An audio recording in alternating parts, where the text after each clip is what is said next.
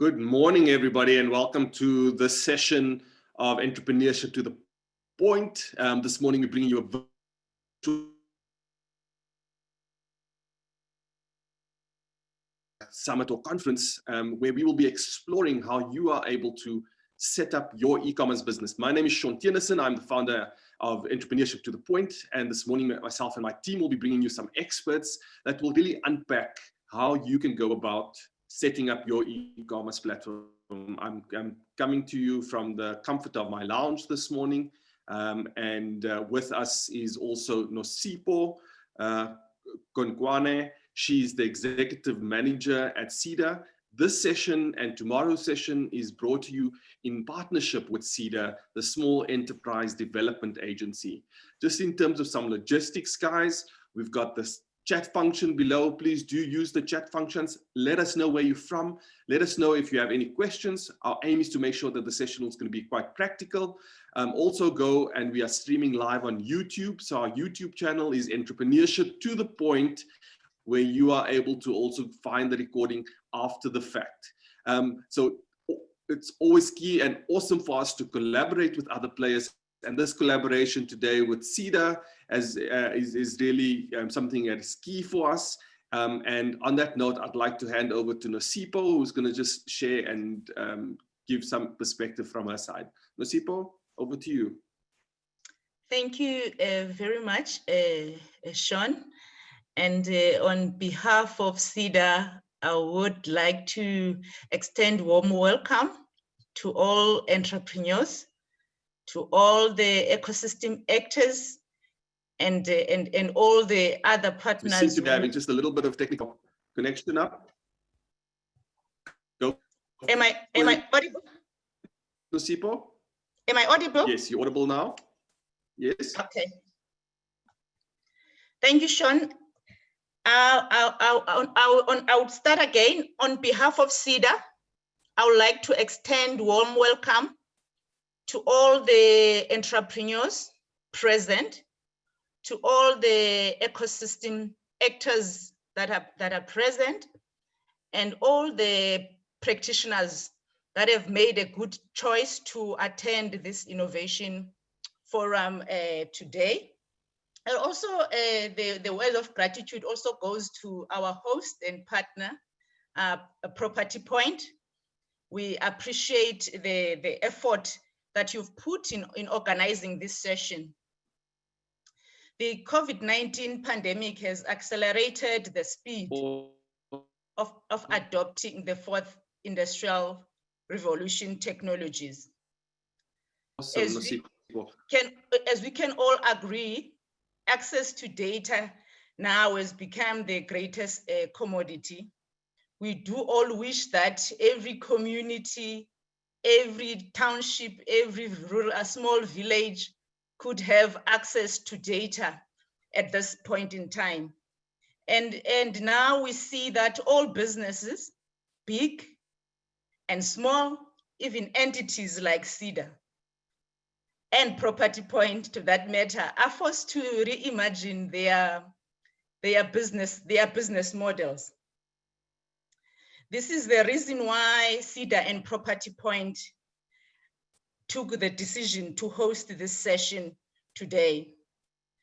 We took the decision to host this session today because we understood and the impact of COVID-19 on the small businesses.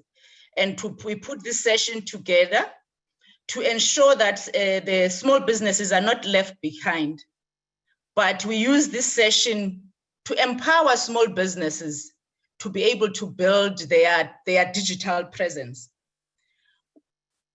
We know that, like in any other crisis situation, it also presents for an opportunity for reinvention. This is really the intention of this session, to really challenge all entrepreneurs to look at the challenges that have been posed by COVID-19 on their business models, but took that as an opportunity for reinvention. This is about time that now the when we're building strategies for our businesses, we need to embed the fourth industrial revolution. We need to look at impact of fourth industrial revolution on the growth of our businesses. So this session is looking at empowering us and broadening our horizon in ensuring that we all are able to survive the fourth industrial revolution and also this COVID-19 pandemic. And also, I would like to also indicate that this is aligning to our ecosystem facilitation model. We're working very hard with our ecosystem partners, like we're doing with Property Point, to improve accessibility of support to small businesses, even during this challenging time of COVID-19, using the digital platforms.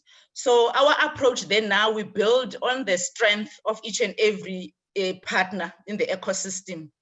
And in doing so, we channel the SEDA support instrument through the partners that we have in the ecosystems.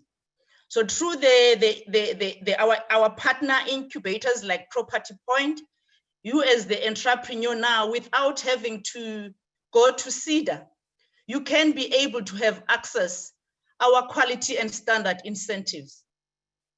You can be able to access our technology transfer incentives.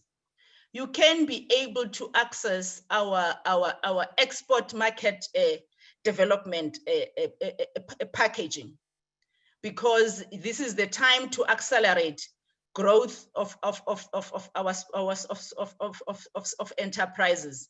This is the focus. So SEDA, we want to build presence everywhere. We don't need to be there ourselves, but our key, through our ecosystem facilitation, our partners will be able to make those services available to entrepreneurs. And also lastly, I would just like to appreciate the generous gesture showed by our speakers who agreed to do this work pro bono because of the passion they have for making the difference in this country and the passion they have for making the difference in the entrepreneurial ecosystem. On that note, ladies and gentlemen, I would like to remind you that this is a 2-day session, which is aimed at providing you with practical experiences, so that after these 2 days, you must go back and actually implement it. It will be very, very, very, very practical. And I want us all to have an attitude that says we will win this war against COVID, and let's remain focused and positive, and let's continue to do business. Thank you. Thank you, Nosipho, and thank you guys so much. Once again, welcome to this virtual innovation forum. Proceedings will really just be to be able to unpack some of the elements, that practical element that needs to be in place for you to set up an e-commerce business. Just in some of the logistics as well. My co-host today will be Desigan, so if there is any technical difficulties, there is a backup, and we will make sure that someone come on board. Just to give you an overview of the 2 days, is that day one is really going to focus on what are some of those practical elements that you need to put in place when you're setting up an e-commerce platform. We've got Arun Kusal from Kandua to be able to unpack that for us. He's going to look at how does one set up an e-commerce platform? How do you manage your online presence? What's the skills required? What's the pay gates that you need to be able to put in place? We're also going to have a nice live case study with Rowana from iHouseit. They've set up an online platform, and she's going to be able to showcase and share some of the insights that they have. So once you have that e-commerce site up and running, the next element is really, how do you go about selling this? We've got Tebogo that's going to share and give insights around how do we go about selling and providing that social media presence. A key element, though, is understanding the legalities that exist behind setting up a platform. And we've got Daniel Batty from Encode that's going to unpack the POPI Act for us and all the elements that you would need to know when it comes to personal information, specifically when you're hosting an online platform. So our first speaker today is Arun, and he's the Chief Technology Officer of Candua. And maybe, Arun, I'm not making justice of the name, so please correct me if I'm not correct, but he's obsessed with finding elegant solutions to really big problems. He has a background in computer science, actuarial science, mathematics, statistics, and bioinformatics. He is really keeps at the forefront of trying to solve the problems that we exist, whether we have pandemics or not. So Arun, welcome to today's session. For anyone that's missed your session earlier this week, it is available on our YouTube channel, so Entrepreneurship to the Point, if you want to go out and have a look at Arun's Inform session or Inspire session. But today, Arun is here to be able to equip us with some of the elements focused on the e-commerce and setting up an e-commerce platform. Arun, we've got 120 participants on this call at the moment, everyone eager to understand what are some of those key steps that we need to take in order to set up an e-commerce solution. Let's talk it through. We will be taking some questions in the chat function as well while Arun is going through his presentation. But on that note, Arun, over to you. Good morning. Good morning, good morning, good morning. Awesome to get this opportunity. The company, as you said, is called Candua. And I'll talk a bit about that and a bit about why and how I think I can be useful to all of you today, before kind of diving into it and going through all of the different content pieces that I've prepared for you guys. Cool. So why should you listen to me? So Candua is a marketplace for services. Okay. It's actually the biggest marketplace for maintenance and renovation services specifically, but we're also looking at moving into all kinds of other services, beauty, events, these types of things, and have already begun that. So in Cape Town, Durban, Johannesburg, we have over 10,000 vetted people providing their services through our platform. I consider, like, if you have, in particular, if you guys have questions and want us to learn about putting services online, that's a unique thing that I can give you advice with. But over and above that, of course, also goods are something that can and should be sold online. And I've got experience mentoring people who are trying to do that. And so happy to also, tell you what I know about that space as well. So let me go ahead and start sharing my screen. 1 second. Great, so you guys should all now be able to see my screen. I'm assuming that you can. All right, so how I'm gonna start this thing off is I'm gonna start this thing off by telling you during coronavirus how we have taken a new service online. And while I'm doing that, I would like for you guys to all in the chat and in whatever channel you're sitting in, please say what business you are starting and what problems you are facing. And Sean, if you relay those to me as soon as you know, I would love to use your guys' real examples of businesses and challenges to talk through as we go through, the different phases of, setting up a presence online. So keep the questions coming. I really appreciate that. And so, let me tell you a bit about a new thing that we recently put online. And I think it's a good example of the kind of way you can take something that you wouldn't think would work online, and in a situation like ours, of course, which is a global situation right now where things are being pushed online that have never been online before because of this virus that's all around us. How do we do that and how do we succeed? Cool. So and things should always start in this kind of framing where like, okay, so what is the problem, right? So the problem is that we faced is we wanted to connect people doing providing services with homeowners when, and for example, at this stage, it was level 5 lockdown. So it was really strict. People couldn't even, there were a lot of services that were not allowed to be provided at all. So how do we do that, right? So, at first glance, you might think, okay, I'm done. This is it for me. This is it for my business. I can't do, if I'm a painter, I can't do painting during lockdown, right? And so we were met with, okay, number one, people obviously can't, there's social distancing, right? Number two, what we noticed is that homeowners still wanted to do projects because they were sitting in their houses the whole time. They were breaking a lot of things in their homes. They were noticing a lot of things that were annoying them in their homes, and they couldn't get the work done, right? And three, obviously, there's a lot of service providers who we knew really needed the work, right? We all know how economically straining these times can be. And so we were faced with these problems, and we thought, okay, how can we take our service and kind of put it online? So what we did was we launched a simple platform called the DIY Coach, where basically what we enabled is someone to post a request saying, hey, I need to paint my house and I don't know how to do this. Can you please help me? So Arun, if I can maybe just jump in there quickly. Yeah. Jump in, go for it. And you should continue doing maybe that. Let's take it just one step back. So, you said you guys launched this new kind of website. Yeah.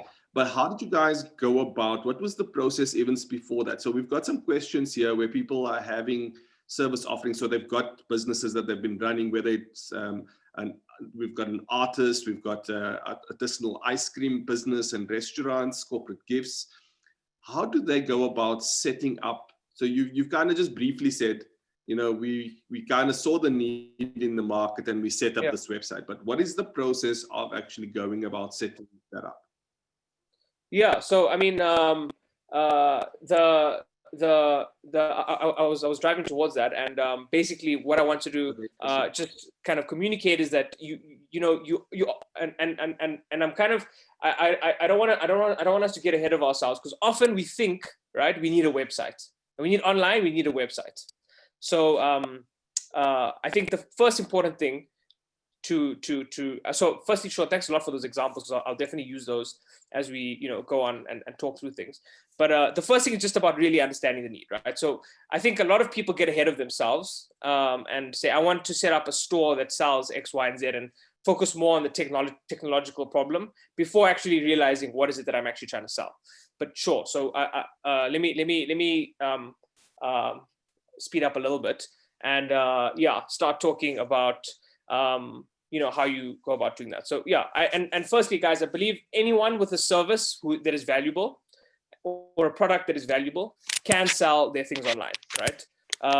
I think in today's day and age, with all the slew of technologies that we have available, and there's so many different ways of cutting it up and doing it, and all of it's been made easier and easier and easier. Like 10 years ago, you would need to have a team of 5 engineers, developers, who all are slogging away trying to put your product online. And now we have so many channels that are really affordable, really penetrating, and really quick to get set up on.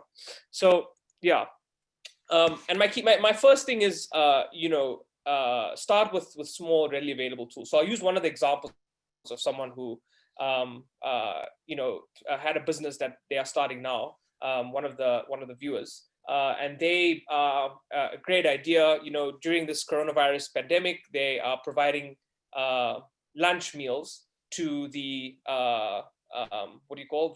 hospital staff, and it's packed lunches. It's daily packed lunches. So you might think, okay, I need to do this online, right? Obviously, it can't be a face-to-face thing, and so you might want to set up a website, But what they did, and this is a really smart and important thing to remember, is we all know how to use WhatsApp. We all know how to use Facebook. We should use these, and we all know how to use Instagram. We should really use these platforms first, because you can do a lot just on these platforms, right? And when you start out an idea, before even thinking of building a website, you need to validate your idea and start pushing your product in whatever channels you have available to you. Pushing the thing about a website is it's only useful if people are looking at it, and people often find out about it through social channels. And so you can actually get really far and actually circumvent a lot of the problem by tailoring your offering to be hosted and provided through a social channel. So Sean, that's one of the things I wanted to talk about, because I've seen a lot of great examples of people doing that and actually even scaling it up to a decent level. So, you know, I think and that's kind of the new wave, I would say, in actually providing services online or products online, sorry. So yeah, so what this lady did is she set up a WhatsApp group, and she made packed lunches, and doctors would subscribe in the WhatsApp group, and that's how they would facilitate delivery. And then, you know, all of a sudden you have a whole, in no time, right? I mean, you don't have zero developers employed, zero research done how to set up a website, but you know you can provide food, and then you go out and you do it. So, okay, so now once you get to that point, that's an interesting, single case study, because how do you scale that up?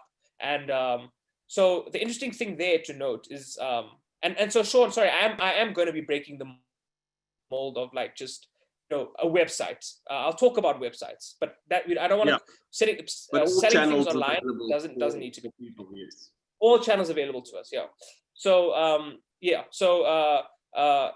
So the best way of really approaching this problem is to do the easiest thing you can think of to sell your product online, right? Even if it's just a Facebook post saying, guys, I'm selling this, here's a picture, send me an instant message and I will sell it for you, right? So you start doing that, and then you will start to notice what the problems are.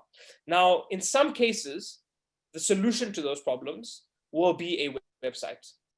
In other cases, and sometimes it'll be like an online store. Sometimes it might be a website that's just a form. Other times it might be a Facebook bot or a WhatsApp, a business account. And you can even have WhatsApp bots. So it can do we use WhatsApp bots even to, interact with customers. So these are all the new ways you can also, reach customers online and sell things online. So in the case of this, person providing food parcels to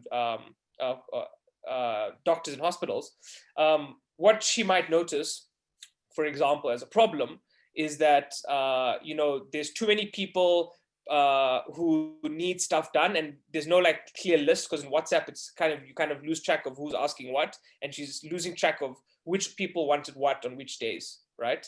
And so maybe people need a more structured way of communicating this information. And then what it actually looks like is, okay, let's set up an online form, right? And there's many great online form tools. There's one called Typeform. There's another one where, there's another interesting class of sites, and you guys should check it out. Go on to Instapage.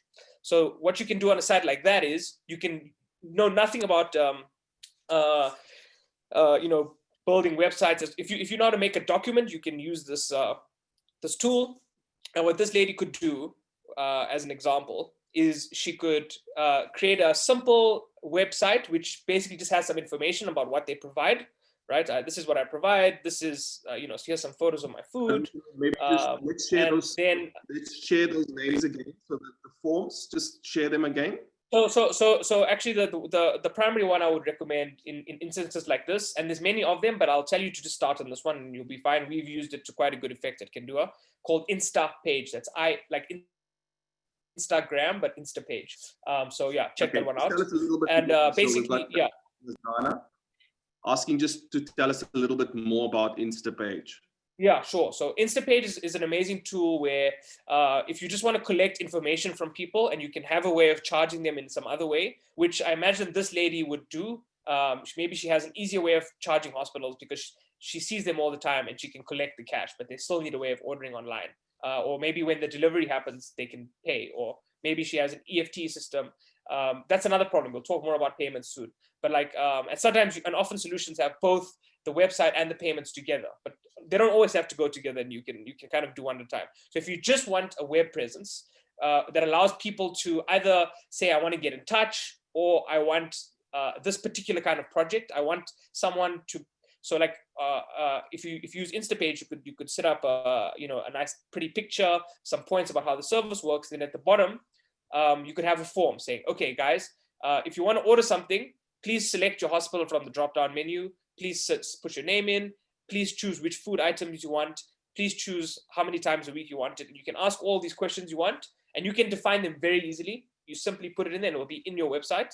And then every time someone fills that in, you can get an email, right? Or you can even make it go into a Google spreadsheet. Okay, so often when you start websites, you use spreadsheets a lot for everything, right? Because that's the natural place everything lives. And I would encourage people to, instead of using Excel, use Google Sheets, because what you find is that if you have a lot of these online tools that are spitting out information and leads that you're trying to serve, what you can find is that these spreadsheets can directly connect to a lot of these. Google Sheets can connect to a lot of these tools directly. So anyways, so then you can go from having a WhatsApp group to having this online thing set up, which looks more professional as well. You can put your prices on there as well. And then people fill in this form, it goes to your Google Sheet. And then what you do is you can, you starting on WhatsApp, that can still be your base. Then you slowly migrate, and you would then put a link to your new website in your WhatsApp group as a group topic, which is now much more prominent. So you can get that going. And then, you can evolve it out of that. So what you might find, and I'll keep going with this example, and guys, keep throwing more examples at me. I'll keep talking about more different examples. But so on the next slide that I talk about, I'll talk a bit about what happens when it scales even beyond that, right? So you start simple, and I love that story, right? That's a real way. That's a real business. That's how you start a business. You don't start a business by, building a store. You start a business by selling stuff however you can. Cool. So another lady posted that she wants to start selling online clothes. Okay, and she said, with the cost of setting up a website and setting up all the things, I'm really struggling to make a proper margin after I import my goods online. How do I, still make that margin? And that's a good question. And that's again coming back to the source of the problem. Like, what is the value that you're adding to customers, and how can I, and the interesting thing here is, I would suggest actually try and sell it. Okay, so here's another example of a business that I know who I've worked with a bit, where basically what you can do is you can take you can create a Facebook page, okay, and this is an interesting idea, just to like open your mind a bit about how you could sell something online. So if you're selling clothing garments online, dresses, you only order a few, right? So you order a few, and you position it as like limited edition. So this is an interesting problem, because if you don't have a lot of cash flow, you can do a thing where, okay, you don't have to order a lot of stock, and at the same time, because you only have a few, it feels limited edition. So then you post on your Facebook, hey guys, I've got this limited edition, these 5 dresses. If anyone is interested in one, please send me a direct message. Okay, and then when that happens, that's great. You get people direct messaging you with wanting the dress, and then you can move the dress, right? Then in that instance, right, what you might find is, of course, you need payment for the dress, right? So often, and the same goes for the lady, selling the food to the hospitals, and in those instances, what you can do is you can the first point of call, as most of you probably would realize, is actually just to use EFT, right? It works. We all know it. Most people can do it. You don't have to have anything technical set up. So that's a great place to start. Set up, send them your bank details, get the confirmation, make sure you get the proof of payment, and then you can ship the item. And shipping is also easy. There's a whole lot of shipping things. I think you guys can definitely find a good courier. An example is the courier guy. But anyway, so and then from that point, you scale it up, and then you might notice that you have different challenges. Maybe you need people to pay online with a card. Cool. And so now let's talk about that. Let's move into the next kind of phase of what an online store might look and feel like, right? Cool. So now that you looking at these 2 examples, the one lady, let's say, who's selling the food parcels, she is now gotten to a point where maybe people actually need to pay online. because, or maybe she wants to expand to different hospitals and it's too difficult for to collect the cash now. And so how does she do it? And then with the other problem of selling the dresses online, maybe this person has noticed, I'm actually getting too many orders. I need to have a more scalable way of, selling my dresses.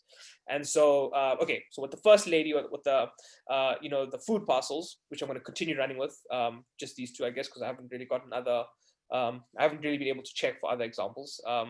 I will encourage you guys to reach out after the talk if you have any questions, and if you have your own business, I can give you a quick, this is maybe what I would think of doing and how I would set it up. I might not be able to do everyone's, but I'm happy to, help a little bit if I can. Cool. So anyway, so with this lady with the, maybe just to interrupt there quickly, we will be taking some.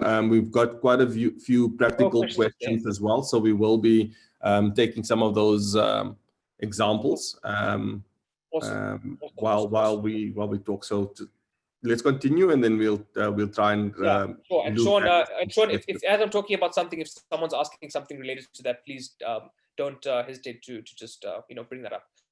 Okay. Cool. Awesome. So yeah, cool. So this person with the food parcels can then simply create, like, okay, so one thing that's very easy to do is use a payment platform like PayFast, right? Because now let's say she wants to start selling online. So in this instance, what she could do is she could create a simple account on PayFast, which you don't need any fancy things, you don't need any technical things. You just fill out a form. You need to have a business, and it happens. And what you can do then is you can create a link that anyone can use to pay you. And you can even say, create a link for someone to pay me 500 Rand, and then you create a link, and then you'll send it to them in whatever channel you're operating in. And then this could even be used for the Facebook person who maybe wants to receive payments online by credit card. And then they can process those kind of payments. And there's a whole host of other payment options that a lot of these providers enable as well, other than just credit cards. So that's a great first way of going about it. Maybe if we can just stop there for a bit, and let's just quite quickly chronologically just create the order. So for instance, someone's got a need, and they've identified a need in the market, and they want to create an e-commerce platform. First point of call is they can either set up a website, and either that could be like a WordPress website, which they can get a service provider to do, or they can use other social media channels. So advertise on Facebook, advertise on Instagram, or even use WhatsApp advertising.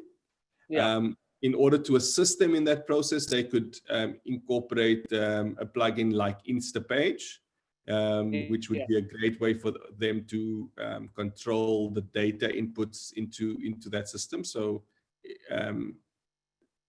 that would be kind of almost the next phase.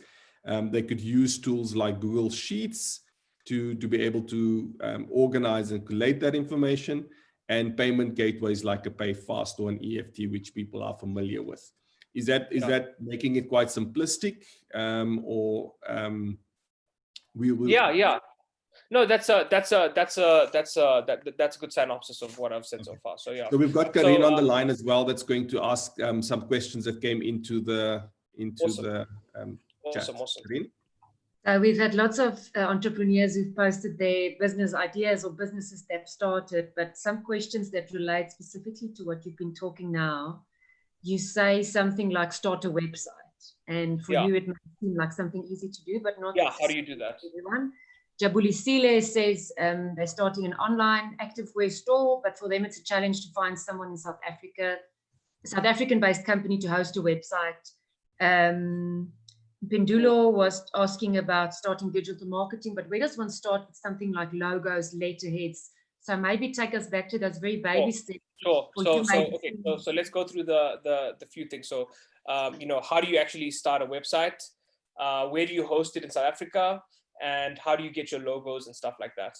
All right. So okay, yeah, and this is great. I prefer these. More of these questions. So let's keep doing them. All right. So regarding the first question, how do you set up a website? Okay, so Instapage is actually one way of setting up a website. It depends what you want your website to do. If you want your website to just be a brochure with a form, yeah, then you can use something like Instapage. You can use something like WordPress. WordPress can actually be used for a whole bunch of things. So WordPress is a very versatile solution that you can actually highly customize. So that's another good. Sorry to interrupt you. Could I ask if WordPress integrates with Instapage, or is it two separate platforms? There is actually some kind of, there is a loose integration. You can actually get them working together. But yeah, I'm not going to get into the specifics of that because that's quite a niche topic, but yeah, you can. All right. Yeah, so you have you can use Squarespace as well. So you'll see that Squarespace, for example, some of these online platforms, like Squarespace, for example, will say that they can allow you to also set up an online store. But the problem is in South Africa, which starts talking a bit to the second question that you had, you might not be able to actually receive payments from South African gateways in some of the platforms. So yeah, if you want to set up a brochure typed website with a form, and you can sort out the rest, or if you're happy with putting a link that they can just if you're happy with sending your customers links to pay, then you can use something like Squarespace. And Squarespace is I would say probably the best looking, easiest way of setting up a website. There is a monthly charge, a couple $100, but yeah, it's super easy. Honestly, anyone can set up a really professional looking web presence on Squarespace. Squarespace. So, yeah. So just for everyone that's Squarespace. listening as well, we will try and put some of that information on the chat function. So as Arun's sharing, we'll try and share some of that notes in the chat function. Also note that this recording will be available on our YouTube page at Entrepreneurship to the Point. Arun, let's go for it. Yeah, cool. So continuing on that. So yeah, Squarespace, yeah, a great option. So you can also use WordPress, and you can install some of the plugins that allow you to start accepting payments and build an e-commerce store. So now the thing is, let me file these into different categories, right? I think Squarespace you can do yourself. Great one to start. Instapage as well. Now, if you want to make a store, Shopify is probably your best bet. You can do that yourself, I think, pretty much. Now, with other alternatives, like if you want to start WordPress, that can be, you can do it yourself. It is a bit more involved, but you get the yield with that is that if you do want to customize it and really make it into something special and unique, at some point you can have a bit more flexibility. So often whenever you use online tools, there's a trade-off between simplicity and flexibility and like price. So you can kind of never have all of it. Yeah, Shopify does integrate with South African payment gateways, so that's a good one to get started on. And then another one, this is an interesting one that people mustn't forget, hey? Bid or buy is a real thing that exists. So before, if you want to put a product online and you don't, like, you could even have a situation where you start out by having a simple, Squarespace website. And you say, if you want to buy my products, look at my bid or buy store. And in addition to that, bid or buy will have a place where people can discover your products. So if you don't know where people are going to find your store, right? If you don't know what channels to reach, people on, and that's not really your forte, but maybe you have a really unique product that you can bring or offer that you want to sell online, then using a site like Bid or Buy is a great way to get started. And then you can even start to get your product into Takealot, right? Yeah. You can start selling your product through Takealot. And so you want, whenever you're trying to sell a product, you want to play to your strengths, right?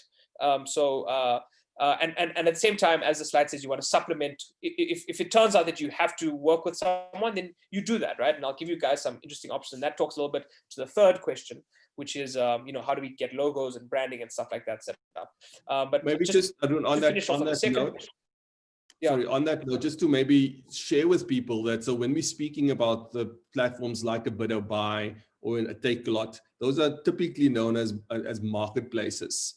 Yes. And so is Kendua, that's another option. So, tomorrow's session as well, we will be speaking about how you're able to optimize your social presence in order to attract people to those type of sites.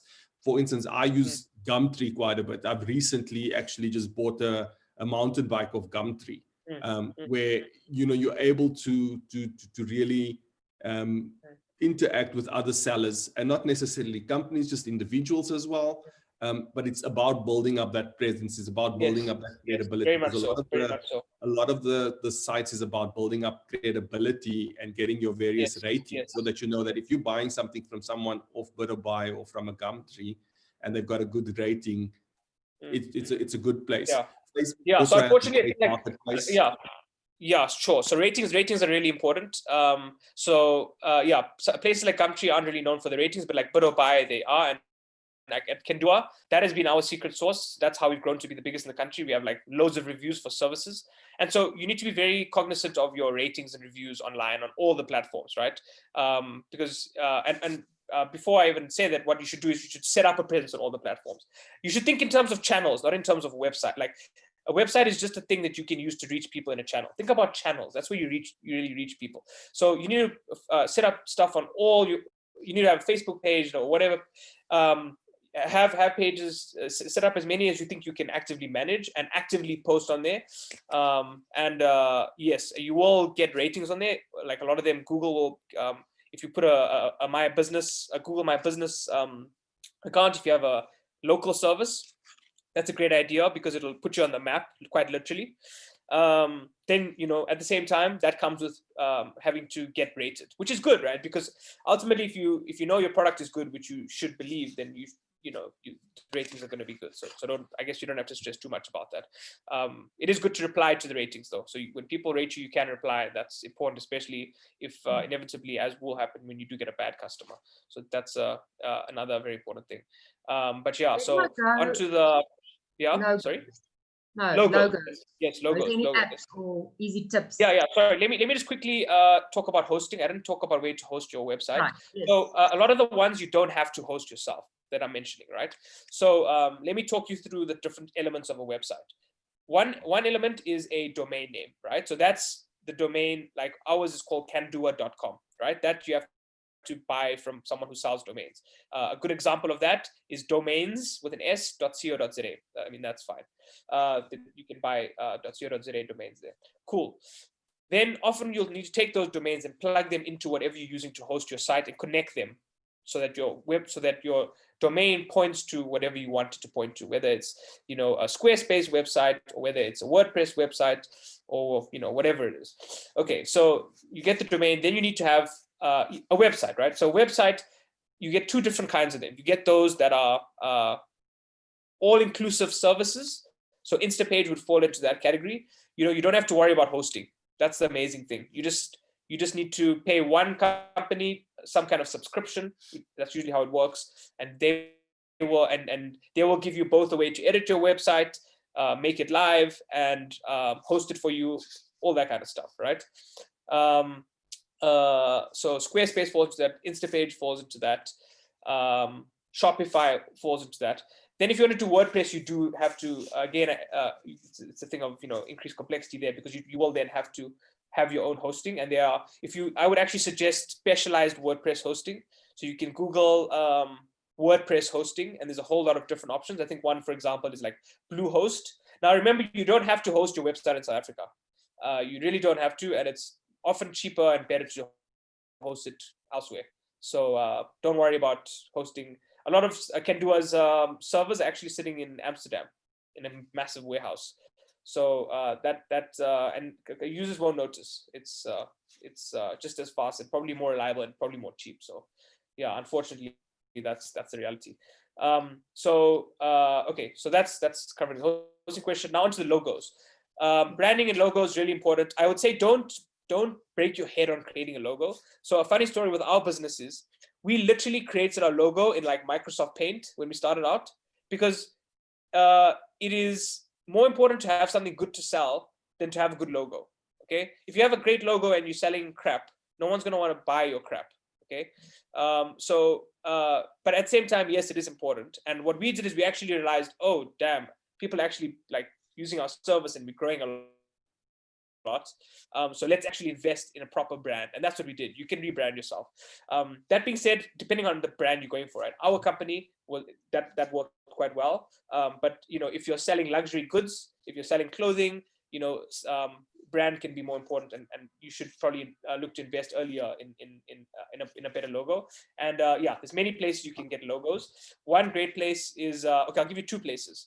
One place is Fiverr. Okay, just Google it, Fiverr, Fiver. It's an online service. They started because everything used to cost $5, but now it costs a different amount of money. And yeah, it's amazing. You say, I want this kind of logo, and or this kind of anything. If you want to, let's say you have a bunch of footage, right? So this is a great thing to talk about, because when you're starting a company and you're starting an online thing, there's so many different things you need to have, right? You need to be able to do. Say you want to put on let's say that you've looked at your problem, you've understood all the different channels and things that you want to work on, and you realize you need a video, you need a website, you need photos. How do you get all these things? Yeah, contractors. You should start there. And then one day, if you really pop off, you can start building your own team. But contractors are really, a cost-effective, quick way to get off the ground and supplement any gaps that you might have in your own skill set. So yeah, Fiverr can actually be used for a whole host of things. You can even create a video on Fiverr, give them some footage, they can make it into a fancy video that has great transitions and a professional finish.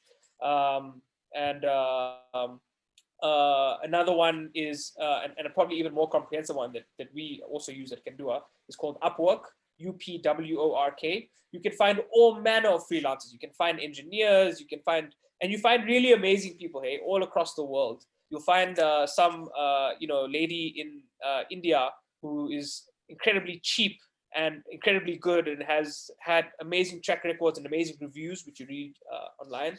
And yeah, you use the person you pay online through the platform. It's amazing. You can get graphic design. Maybe if I can just come in there, Arun, just to kind of bring it together again, is that all these platforms, these kind of what we refer to as gig economy and like platforms like a Fiverr and an Upwork, these are great guys for you to actually, they would offer a service as well to assist you with all these things.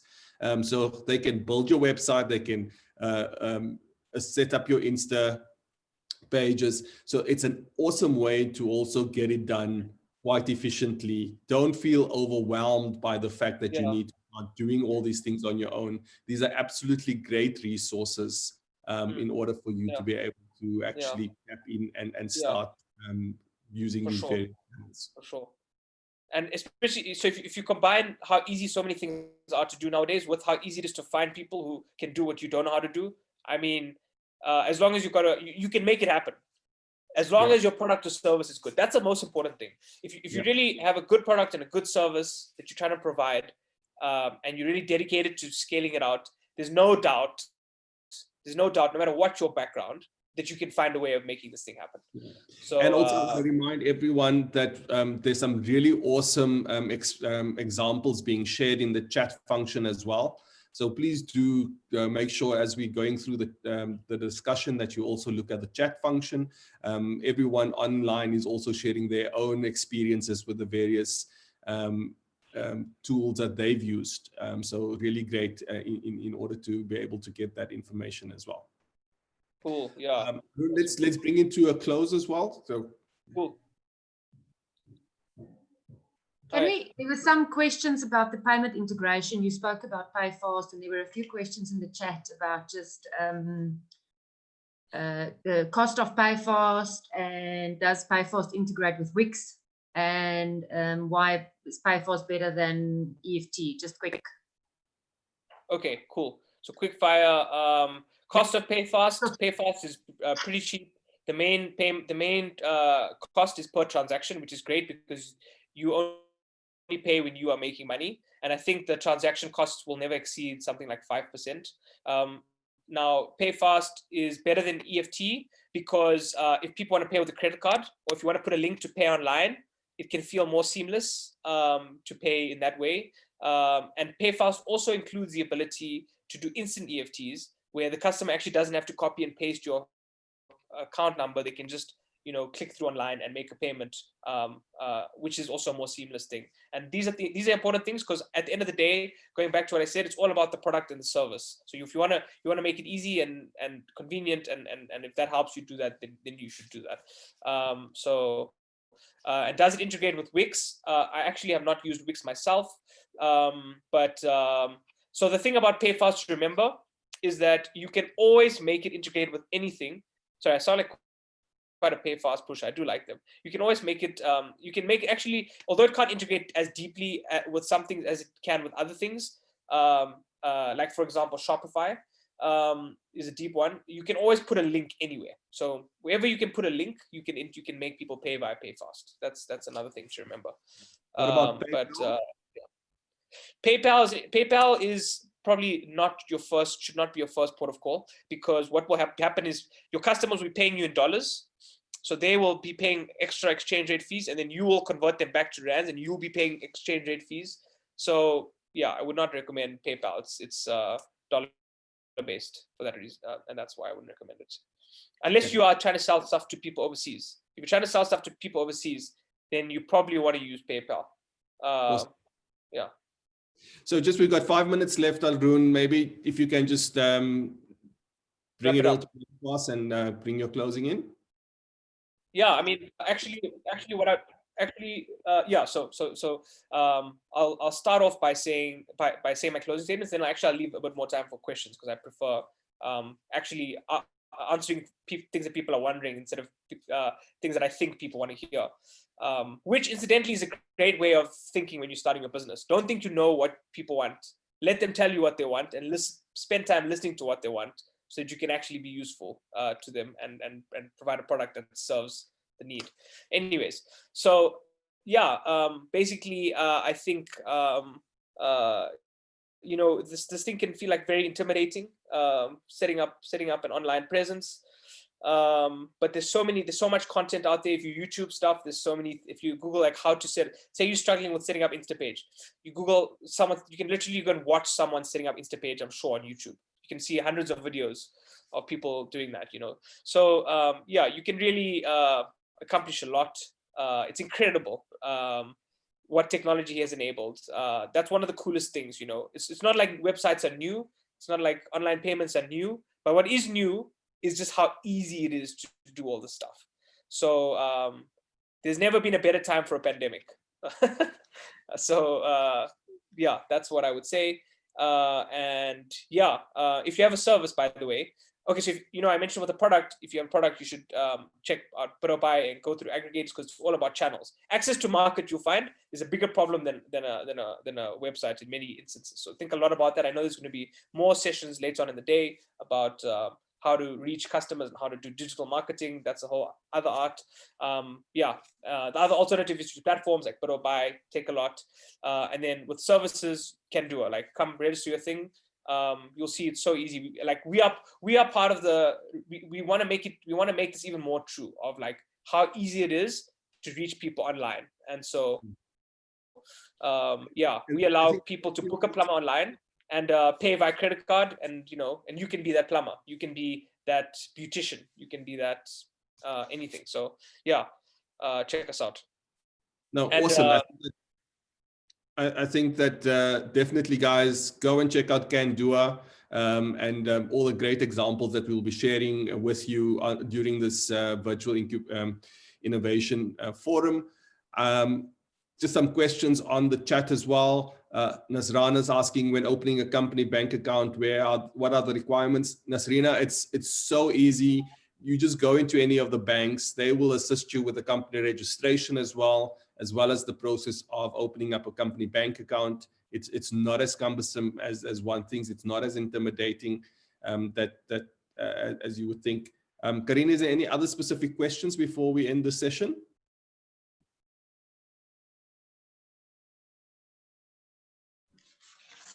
There were so many entrepreneurs. I'm just going to read through the list, and this somehow gives me hope for South Africa if I read about all the guys starting new businesses. Awesome. That's so awesome, guys. It's great to guys. Yeah. Tony offers business registration services. Dee offers bookkeeping services. Carol is an artist trying to reach a wider platform. Claudia sells ice cream. Nelesizwe sells corporate gifts. Tabile, Anna starting a masterclass. Michael starting a transport business. Refilwe, there was a specific question. Refilwe says that she's selling in the health and beauty sector, and she's had a challenge about educating the market on online, buying these kinds of products and services online. So maybe you can speak about that in general. How do you build credibility online? Because it can be that's a really, like, in an industry like that where people have a lot of fear and there's a lot of knowledge asymmetry. In anything where there's a lot of knowledge asymmetry, where your customers want to know more, they feel insecure, a great solution is putting out content that bridges that gap, right? That builds credibility and adds. The way that you get your brand out there is by being useful. Even when you're posting on Facebook, think, am I being useful? If you make people laugh, you're being useful. But often there's better ways of being useful as a brand. So, like, in that instance, yeah, I would really look. If you use a thing like Squarespace, you could make an amazing. You could make different sections on all the different types of ailments or treatments that you offer, why they work, why they're good. Have lots of links out to places that discuss, credible places that can affirm the things that you're saying, and and then that's a great way of, like, you post that. How it often will work is you'll share those links, people will read that, and then at the bottom it might say, hey, click here and you can book a thing, and you don't even have to talk about your product and the whole thing. Just give you can I would really encourage you to. You can become a thought leader in your space. That's a great way of differentiating yourself and being useful. And building credibility, right, for your brand, for your product. Yeah, for sure. Yeah. So guys, there's so many good questions and so many interactions on the site. We unfortunately have to bring this session to a close. We'll be moving on to the next one. But I want to finish off by reading a comment by Nopasika. And she says, morning, everyone. Thank you for the presentation and simplifying all this. I like what you said, Arun. Great websites will not make up for a bad product service. So the strategy which feeds into logos dictates which channels would be necessary is key. Just ultimately, as a business, you need to be able to service a need in the marketplace. And having a website does not mean you're going to be selling thousands of products or services. You still need to be able to build up the credibility, build up a good rating, build up making sure that you are engaging with your client and that you are actually solving a problem out there. And there's various means and ways to do that. And hopefully, guys, please go again, check this recording out on our YouTube channel, Entrepreneurship to the Point, where we'll be able to where you can go and read through and take all the nuggets out from this session.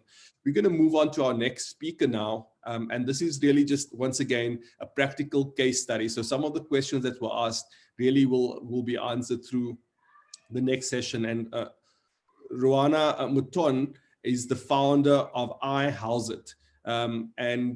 She really is inspired to lead and co-deliver marketplaces in Africa with delighted customers to contribute socioeconomic upliftment and create shareholder value. I was quite impressed yesterday when I went onto the site and just looked at some of the service offerings that they have. It's various product offerings. I was really inspired by the furniture and the deco elements that comes in from the site. But it's a nice way of being able to create an offering that is a product-based offering. And hopefully, Ruana, one of the elements that we'd also like to discover, because we some of the questions that people spoke about was really about the distribution network. So if you have a product that you want to sell online, remember that there still needs to be a distribution network afterwards. How are you going to go about delivering this to the end client? What's that user experience going to be for that client to make sure that they're able to get the product that they actually want? And one of the key factors is that in South Africa, online buying was actually quite slow prior to COVID. And I think what COVID has presented the opportunity is that people are familiarizing themselves with the various opportunities and functions in terms of online shopping. And Ruana, welcome to Entrepreneurship to the Point. Welcome to the session. please share who you are and a bit about your business. How's it? Thank you very much, Sean. It's a great pleasure to be part of the SEDA and Entrepreneurship to the Point Innovation Forum. Thank you very much. So my name is Ruana. I'm 47 years old. I've got 2 beautiful children and 3 dogs. And I've started my entrepreneurial journey very late in my life, 2 years ago. I've always been in the corporate world. I have a BCom degree and a honors in financial management.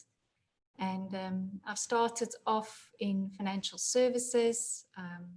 My first, well, before that, it was in the post office, and I think it's helping me a lot today. We've done some audits on Witspos and, you know, seeing how diamonds are flown in. It's been such an amazing world to see the operation of our South African post office. I've also worked for Netcore and APSA and Barclays, and I've been part of a consultancy services, Solve, who is currently doing a lot of consulting services into the financial services industry. And my journey really started in about 2012, where I've done a lot of research on big data and thereafter on digital customer experience, as well as financial inclusion and also e-commerce. So for me, it became very clear for a number of years how wonderful the opportunity is to be in the new world of work and to make use of technology. So for me, you know, it's about everybody has a supercomputer in their pockets. Software is eating the world. And there's just so much favor on a lot of businesses to launch quickly because the tools are readily available. There's a lot of service providers out there. The barriers to entry to sell online and to have a presence online, also to scale your business and to have a voice is really out there. So for me, it's been a long journey before I resigned from my corporate job. I was praying a lot about it. I got a lot of confirmation that this is okay, I can do it. So I'm really out. For me, it was, you know, getting out of a very safe place and joining the entrepreneurship journey. It's tough. It's enjoyable. There's a lot of, I would say, you know, there's a lot of new things to learn, a lot of additional worries. So for me, it's been a pure blessing to be on the other side. But I really want to encourage each and every entrepreneur, you know, before you join, make sure that it's a realistic environment, but that you have a very strong network to help you, that your friends and family are surrounding you, but also that you are that you have that firm conviction in your heart that you are doing the right thing. Listen to yourself and enjoy the journey. Awesome. So, Ruana, just on that note, I think that there's so many businesses out there, or people out there that's listening to the talk today that really feels that it's, you know, if you're not coming from an entrepreneurial environment or have exposure to starting a business, it feels overwhelming. So I think it's stories like yourselves and so many others that really inspires others. And this is what Entrepreneurship to the Point is about for our listeners. For those of you that are new to the platform, Entrepreneurship to the Point has actually been around for 8 years. And our aim is really to inform, equip, and inspire entrepreneurs in terms of growing their businesses, engaging with them, creating those networks. During this COVID time, we were able to pivot our offering and bring it online as opposed to our monthly events that we used to host in person. And so I want to encourage you guys, please do sign up to our website. We've got a newsletter at www.eTTP.co.za, or follow us on our YouTube channel at Entrepreneurship to the Point, E to the Point on Twitter, and Entrepreneurship to the Point on Instagram. And as we unpack these various elements, our session on this today and for tomorrow is really how do you start your e-commerce business, and what are those various elements to focus on. And Rwanda is now going to take us through her journey of iHouseit and tell us about iHouseit. Thank you very much, Sean. Yeah, so it was daunting to start, and I registered the business at SIPC in 2016, and it was dormant and lying there. And then in 2017, we actually formulated the name iHouseit. And then I went back into SIPC and registered the name of iHouseit. I had a very talented cousin who helped with the design of the logo. And for us, iHouseit was all about greeting in South Africa, house it, but as well, it's embodying everything around a house, your household. We wanted to connect it to properties, and obviously the I in front of the iHouseit is about internet and the technology side of it. So it was registered, and then I've resigned in 2018 to spend full time on building this company. And there was a fantastic developer, a website developer, Kobus Kutsia, who helped us for a year. So we were searching, which platform, what are the right answers, and it didn't come immediately up front on day one. But as we went about, we've decided to launch on Magento. It's an Adobe company, and so I'm very grateful for a lot of people who's helped along the line. So iHouseit, we want to connect buyers and sellers, and we really want to help people and businesses to source the right products and trusted services for them, their household and their properties via a digital marketplace.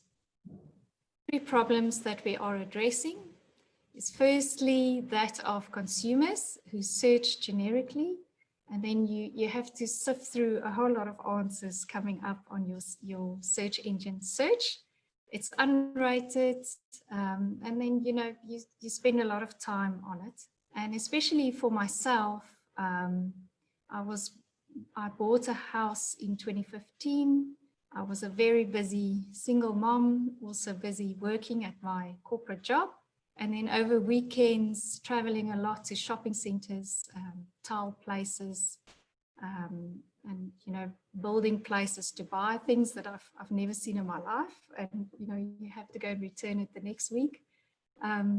Walking through many shopping centers, buy one duvet, the other duvet is available at another shopping center, driving through to that to fetch it.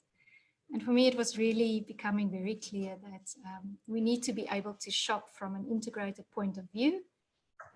So iHouseit really aims to bring a lot of different businesses together onto one platform so that your customers have an integrated shopping journey, and they are able to shop online, and returns are also easy facilitated through that. The second problem that we want to address is that for businesses, businesses struggle to have a voice in today's digital world. There's so many social media accounts, millions of them. And we really want to create a hub where a lot of businesses can join hands together. And that when people think of, I need to go and shop, I need to look for something, is that the word iHouseit comes up. And when you're there, you can actually engage with a whole lot of different business owners who lives on our platform, And as they bring their customers onto the iHouseit platform, their customers know them, they have rated them in the past, but if they shop for that one business's product, they are also able to add into their shopping cart any other business's products or services that is suiting their needs. And then lastly, the third one that's very close to our heart is that South Africa is one of the least, well, it's the most unequal country in the world.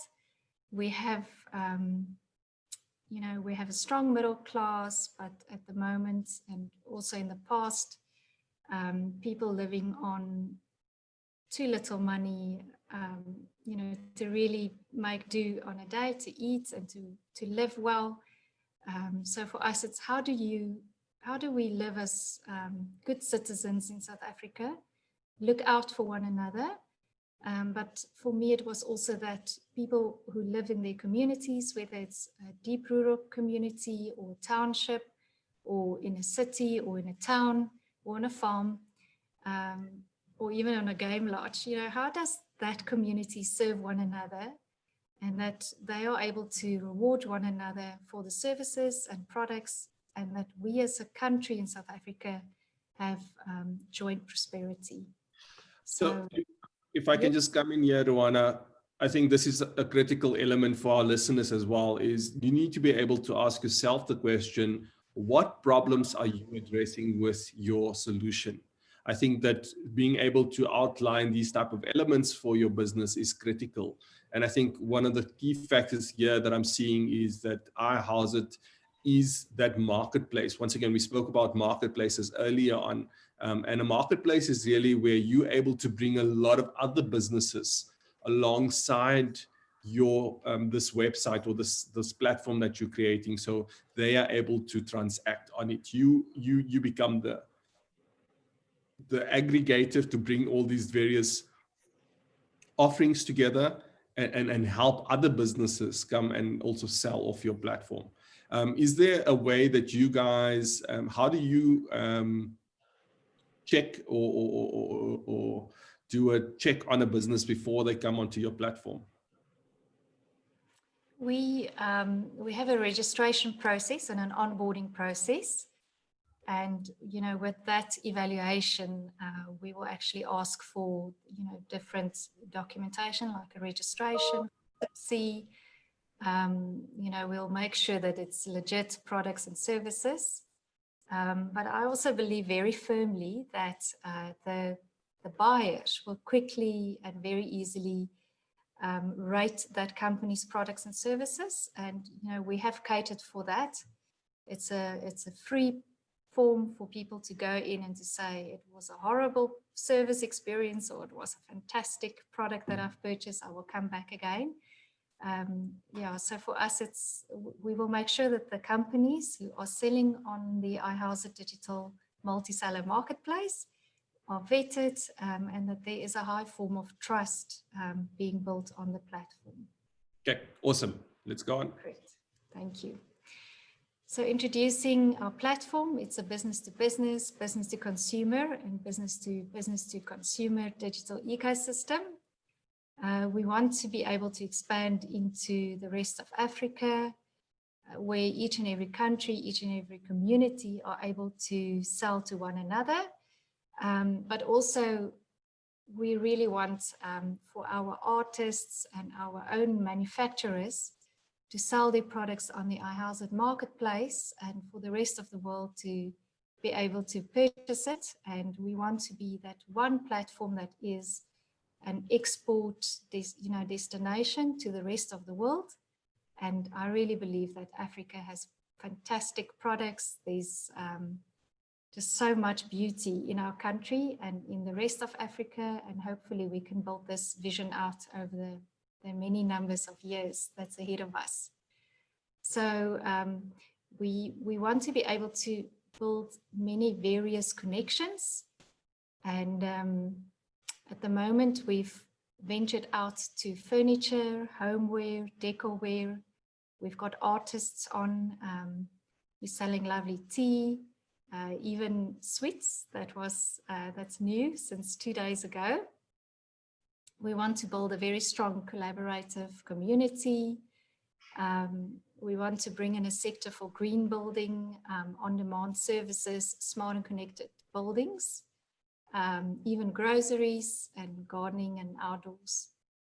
So if we can maybe just, this is a really nice slide for listeners as well, because what it basically outlines is the architecture of your platform. And typically, if you guys are going into trying to sell your service, this is a great way to say, okay, who are my clients that I'm trying to buy for? So Ruana spoke about business to business platforms. That means selling to other businesses or business to consumer platforms, which is, there's a slight difference in terms of the strategies that you would need to put in place when marketing a B2B versus a B2C business. And I think some of those elements we'll also cover in tomorrow's session with Tebogo.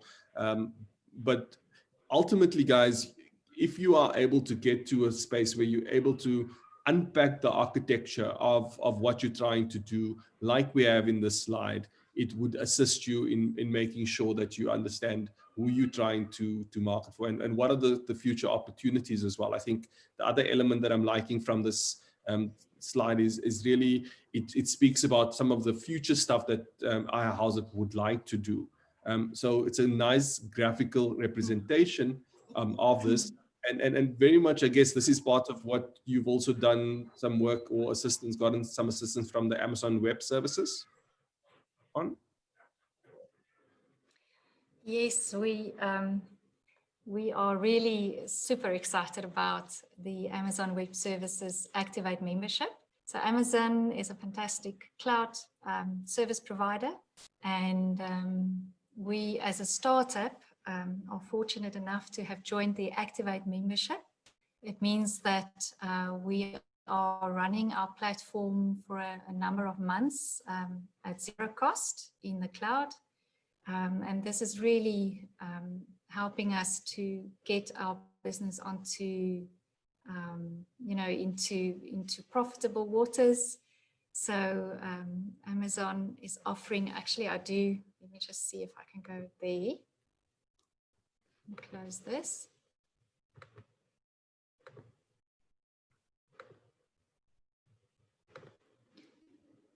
Amazon has a whole lot of products, and I'm very excited about it. As you know, we are running in the cloud. They have really put a nice wrapper on so many aspects of the fourth industrial revolution. And there's a lot of businesses, technology businesses, that are able to link up to one another via APIs. So for me, it's the world is your oyster if you go cloud. And of course, there's Azure from Microsoft and the Google Cloud. We've selected AWS. But I think, where you are building your business, make use of these cloud-based service providers. They're very strong. And for us, it's really just amazing about, in terms of what we are able to do. We've joined partners with a company in Botswana. It's 6 Dot Technologies, and they are busy building interactive 3D and augmented reality. And that's something that we're gonna join those two companies on this e-commerce platform. But they also run on AWS, and they're making use of the different services. And they're also able to, they're quite fast out of the blocks in terms of providing that service. So we've got quite a bit of interest here from people wanting to know a little bit more about Amazon Web Services. So I think what we'll do as Entrepreneurship to the Point is reach out to the Amazon Web Services and see if we can host a session for you guys. So please do follow us on Entrepreneurship to the Point or our newsletter on eTTP.co.za. And we'll make sure that we reach out and host a session with the Amazon Web Services as a great tool. Rowana, if we can continue Yeah. this, some of our listeners are just saying that your sound is a little bit soft. So if you don't mind, if we can just maybe increase some of the sound. Great, I'll speak louder. All right, so I quickly want to take you through iHouseit. So we've built a very beautiful website. We're also able to expand to a web app, and that's something that we'll do within the next 6 months. So you're making us all jealous by scrolling past wine like that. So not great. Let me go back to the wine. You're welcome to order on a back order, and we'll keep your wines in the De Waal cellar in Stellenbosch, and they will surely be kept at the right temperature while we wait for lockdown to ease. We've also joined partners with Home Fabrics. They have access to the world's most beautiful wallpapers and fabrics.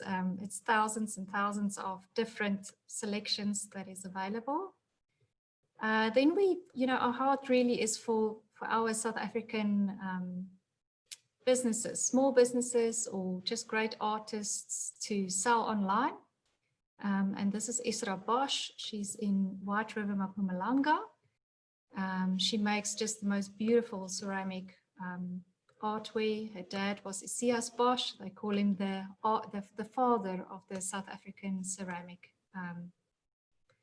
Right, so we also sell kitchen and dining ware, bakeware, and I'm just quickly going to go past that. But this is nothing that we own. So iHouseit really is there to empower other businesses to sell online. This is Grace Collection in South Africa. They import. The furniture is from La Forma. They import from Spain. And the wallpapers from a local new startup. It's called Avocado. Yeah, so for us, it's with the face masks is during lockdown 5, nobody was really able to sell except for those who were providing essential services. So we were able to onboard 3 suppliers who really made good business in that time. They were selling face masks. This is a company in KwaZulu-Natal, Eco Bags, and then we have a company in Cape Town, Kiro Bow. So, Juana, if I can maybe just interject quickly with a question. There's a question on the chat that says, what metrics do you use to monitor business performance on the platform? And after how long do you recommend delisting an unsuccessful range? So if something's not selling, do you take it off? Do you keep it on? And how do you measure success on the platform? I think it's a good joint partnership to be successful. We're learning ourselves really just to get word out there for iHouseit. We haven't, I think for us, the criteria for delisting is when there's really bad service from our suppliers in terms of, delivery takes way too long, but we haven't had that. So for us, it's really to be able to give everybody a chance to sell their products online. Because we run an AWS, there's no need to delist anyone, because of space or anything. We want to bring on as many products and services as we possibly can, because we can definitely scale in the cloud. So for me, the major learning is once you're on our platform, you need to have your voice out there. Use the iHouseit platform as the e-commerce engine, but you still need to live on your social media, talk about your business, tell your story, build that wonderful, rich engagement between you and your customers. So for iHouseit, the one benefit that we offer is that you actually share your product from our platform onto WhatsApp, Pinterest, TikTok, Facebook, Twitter, Instagram, and any other one that you like, your e-commerce list. Another question, Rowana, is that as a marketplace, how do you make your money? How do you make your revenue from iHouseit? Okay. We do take a commission. So I'll show you, this is our business model. So we use that Osterwalder business canvas, and I would really recommend everybody, for your new business, or if you have a long running business, go back and revisit with a good business model.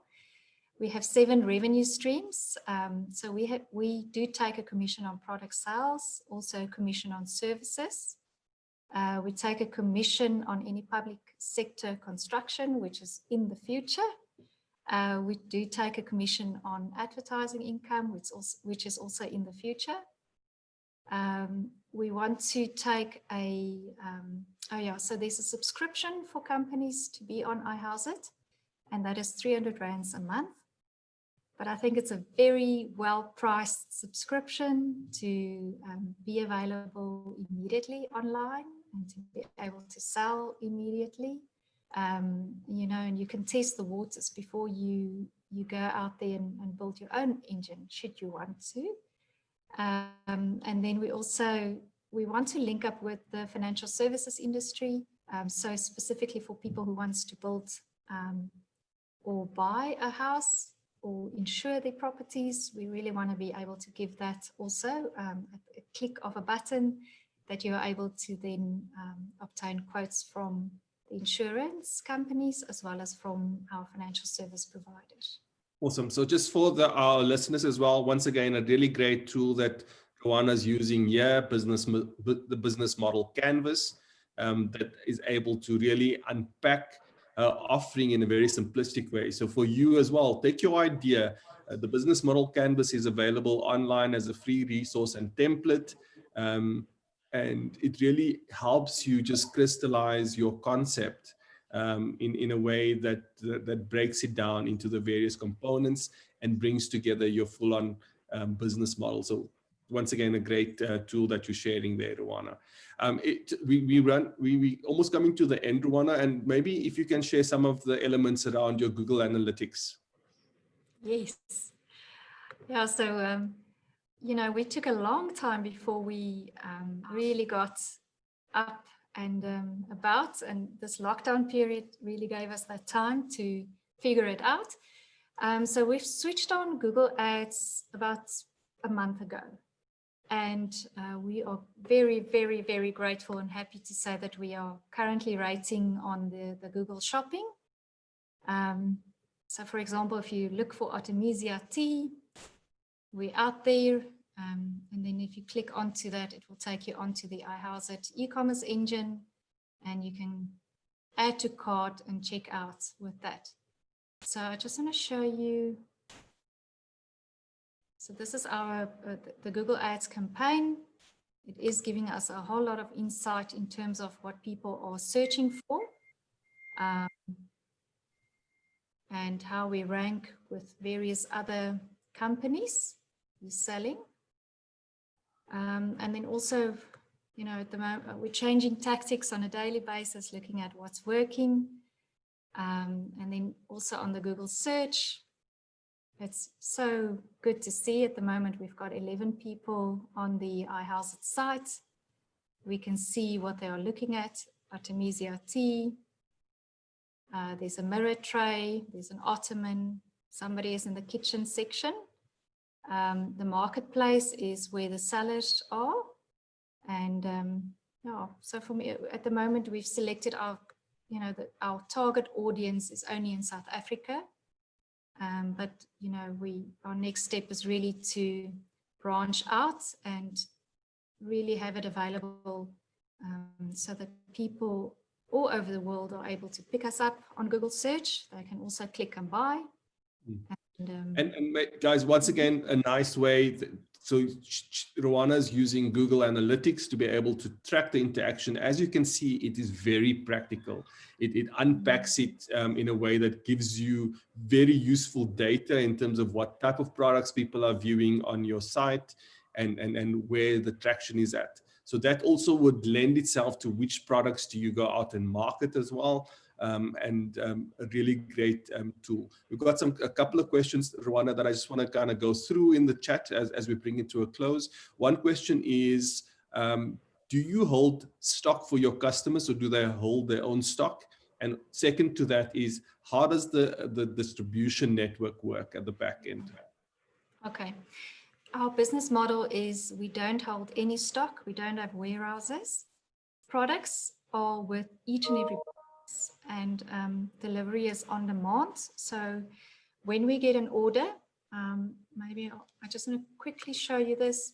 So when you register as a seller on iHouseit, you'll have a wonderful dashboard and an admin panel to run your business on. You'll see the orders coming through. And as you see the orders, you also see the customer is yours. So it's the customer's information is available. We use UAfrica. It's a fantastic platform. They've aggregated various courier companies in South Africa. So there's Dawnwing, Courier It, the courier guy. What's wonderful about it, when you capture an order, then there's a bidding behind that between those three courier companies, and you're able to select either the cheapest or the fastest. You can also insure your parcels. So what our business model is really that the product stays with the business. We come to UAfrica, we load the order, and then we send the label to our business, or the business captures it themselves.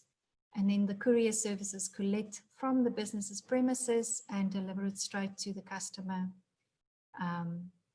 to their door.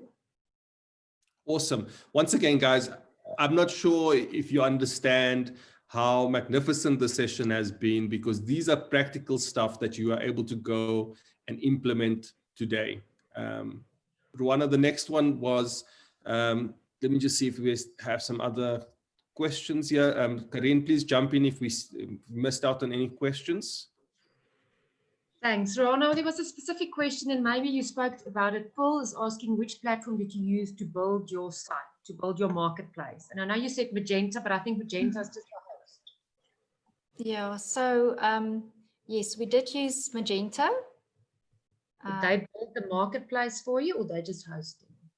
No, so Magento, it's an Adobe Acrobat company. No, not Adobe Acrobat, an Adobe company. And, you know, so we've purchased, it's not even that we've purchased. So they have various, it's an open source community. There's also an enterprise licensed version. So we use the open source one. There's various companies out there in the world who's building various plugins and extensions for Magento. So we've purchased a number of extensions, of which the main one was from SEDA in India. So it's a multi-vendor plugin. And then we're using a fantastic company in India as well. We've outsourced the technology side. It's Pragmatic TechSoft India. And we have a very close working relationship either with SEDA as well as with Pragmatic. We use Zoho as our activity and task monitoring on that. But basically, we own the platform. We use Magento. We've purchased various extensions running on that, and that's hosted on the Amazon Web Services Cloud platform. Okay. Awesome. And then there was also a question about the payment. Do you aggregate payments? If I buy on your site from different suppliers, I just make one payment to you. I don't pay the different people individually. Yeah. So in terms of the payments, we are, iHouseit will receive all monies for paid services and paid products, and we do pay out on a weekly basis to our businesses.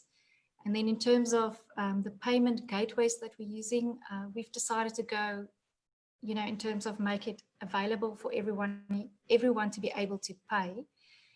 So we've added PayFast, PayGate, and Ozo. We're busy to add 6.50, which is a digital rand payments platform, and that's fantastic because that serves our financial inclusion customers.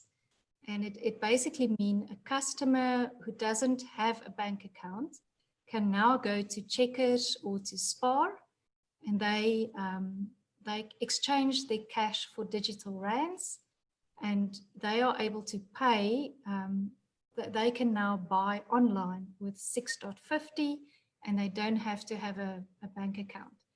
iHouse also opens up the online marketplace for people without their own accounts.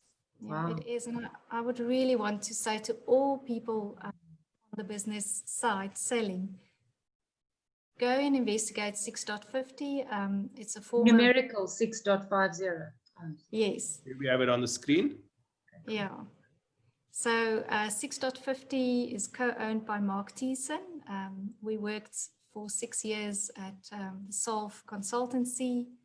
And our dream always have been financial inclusion. So for me, it's fantastic to be able to join forces with 6.50 and also open up the buying side of the platform to people who doesn't have a bank account. So it's really great. One last question from me, Sean, then you can close out. We've had some of our attendees asking how they can connect with you if they have products that they want to present to you. What's that process and where do they get hold of you? It's actually very easy. On the iHouse website, there's a button. It says iHouse Seller Portal. Because I'm logged in, I'm just going to log out quickly. But you are able to just register by clicking on the iHouse Seller Portal. It's a very quick process. And on the iHouse Seller side, this is where you'll showcase your business. And for example, we onboarded Sweet Angels on Monday, and a day later, their business profile is available. The products are there up for sale. And yeah, for me, what's also very important is that your business, all your social media links live on iHouse. So from here, people are able to find you on your social media pages, and that it's not a closed answer when you on iHouse. It means that your business thrive. We want to amplify who you are. Please tell your story, sell your business, and use iHouse really as a place where your back engine, your e-commerce side lives. But you need to take your products. So I just want to say, for example, this is Whimsical Duchess. She's a photographer and she's got just the most beautiful products. But from here, you're able to share it onto email, send and share. You can take as a business your products out to Facebook and market your products onto Facebook. So for, yeah, and tell your story. Almost like an online co-op. Yeah, that's it. And because many small businesses join it and they tell their story, they go back into iHouse for purchase. But obviously, when you in your checkout, it will have related products, upsell products, cross-sell products. And for me, one of my advice really is take hands with other businesses, sell one another's products, share your customers, and really be a strong business community for our customers to have much more than just knocking at one business's door. They need to feel like there's so much service available for them. Yeah. Awesome. I think on that note, Rowana, we'd like to thank you for your contribution to this session today, our virtual innovation forum in partnership with SEDA. At Entrepreneurship to the Point, we always want to be able to get to the point. And I think this morning we've been able to really unpack the elements of an e-commerce business and get to the point of how you can go about setting up or engaging with platforms like iHouse to be able to get your product out there to clients. Please do feel free to drop us an email at info@eTTP.co.za. If you have any other questions, we will pass it on to our speakers as well. But we will also be sharing tomorrow's session with you guys. The slide will be coming up now with just information on tomorrow's session. But the aim, guys, is really to say, how are we able to assist you at Entrepreneurship to the Point to be able to get to the point of information that's needed for you to grow your business further. Please do sign up to our newsletter at www.eTTP.co.za, where you'll be able to be alerted of any other sessions that we'll be hosting, or go to our YouTube channel at Entrepreneurship to the Point, click on the subscribe button, and you can also view all the previous videos and information sessions and equipping sessions that we've hosted during this time. So let's see what's up tomorrow. Tomorrow we will be focusing on marketing your e-commerce platform, and Tebogo will be sharing with us elements around what's the difference between free and earned marketing, what's the various social media channels available, how does AdWords work, and optimizing your online presence. But an important element is also the legalities around setting up an online presence. What do you need to know? What do your contracts, your terms of reference need to say? How does the POPI Act that has come into existence, how does that integrate into what is needed for your business as well? And Daniel Batty from Encode will be unpacking those elements for us. Please do share this platform with all your other friends and businesses out there, and join us tomorrow once again for a jam-packed session on growing your e-commerce business. Thank you, guys. I'm Sean Tiernison, and on behalf of my team that's at the back end, we'd like to thank you for joining us, and see you tomorrow. Cheers.